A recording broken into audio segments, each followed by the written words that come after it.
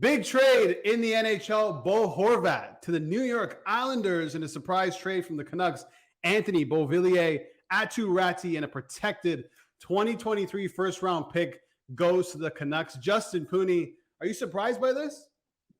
Albert, I'm not surprised, but when you expect something to happen, but then it happens and you're still shocked by it? That's kind of how I feel. Look, Bo Horvat, we all know, has been the captain for the last couple of years, been with the organization since 2014. I remember the day, we all remember the day he was drafted by the Canucks, that shocking Corey Schneider trade that sent shockwaves to the NHL, where Gary Bettman's like, I have a trade to announce. You're going to want to hear this.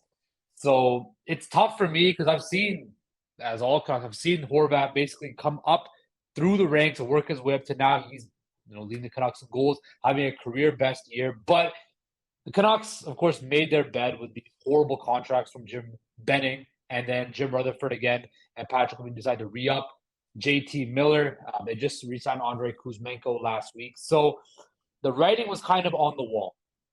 The Canucks weren't going to be able to afford to keep Bo Horvat, and they couldn't.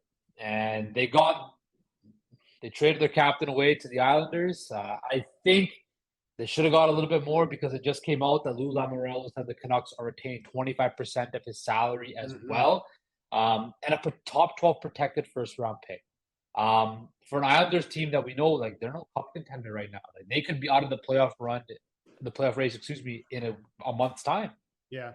I mean, Anthony Beauvillier, Aatu Raty seem to be the two key pieces in this deal. I mean, you're from Vancouver. You got your finger on the pulse of Canucks fans. I mean, how do you feel about that return?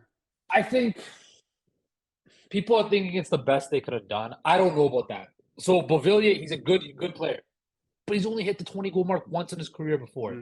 He's 25 years old. Aatu Raty, he's a good center prospect, right? But he's not He's already 20 years old, and he's not ripping it up in the AHL by any means. And I don't think he's that blue chip prospect, right? A guy like Horvat, people were saying you could have got a Ryan O'Reilly type haul. He kind of draws comparisons to Ryan O'Reilly. I definitely feel that the Canucks kind of put themselves in this position by Jim Rutherford talking in the media a whole bunch, saying we need major surgery and kind of showing his cards a little bit before the deadline that he should have. And this is the best they could have settled for because they weren't going to trade him in the Western Conference. I feel like they didn't want to trade him to Colorado or any other West Coast team that would be interested in him. And we were talking about earlier today. You were saying that Boston shouldn't really trade for him because they're doing fine, right? And Boston probably didn't want to give up some of its prized young assets for a guy like Horvat, knowing this is probably their last kick at the can with this core they have and knowing they get to replenish for the future. So it's the best they could have done, I guess, but I think they should have done more. For Rick Tocchet, I mean, it always sucks as a coach to lose one of your best players, especially your captain. But could there be a silver lining here in terms of Bo Horvat kind of being that, not because of him, but a dark cloud over the organization because Tocchet knew that this day was going to come? I'm sure Tocchet knew before he signed on that Horvat would leave. And there was reports said that Bo went up to his first practice and said, look, I don't know what the future holds, but as long as I'm here, I'm your guy. And that right there just shows you how much of a stand-up guy, Bo Horvat was. And for me, the biggest thing is, okay, you traded your captain, but now who's going to lead this organization? An organization that has no structure, no real plan, kind of everything's up in the air. Who's going to be that guy? People are going to say it's Elias Pettersson, but people seem to forget that Elias Pettersson is in an interesting position. People talk about Austin Matthews' contract situation coming up. Well, Elias Pettersson's contract situation is coming up after this year as well. Does he want to attach his wagon to the Vancouver Canucks, where after the past couple of years, they've done absolutely nothing, right? He's in the prime of his career. Does he wants to win games, right?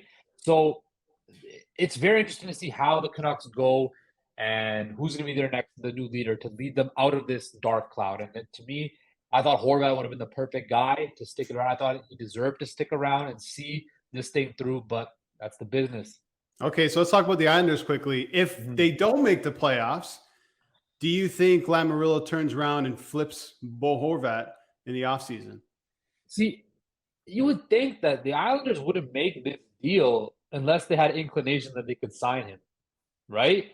But with that being said, Lou Lamoriello is no stranger to making irrational or off the cuff decisions like that, right? So look, if this goes south and the Islanders don't make any headway in the playoff chase and they're not like hovering around there or in a playoff position, I'm sure teams will call about Horvat. I'm sure Boston might pick up the phone. Now it might be harder for him to, for Boston to get him now, but I think the next couple of weeks for the Islanders is massive to see how this team is well positioned going forward.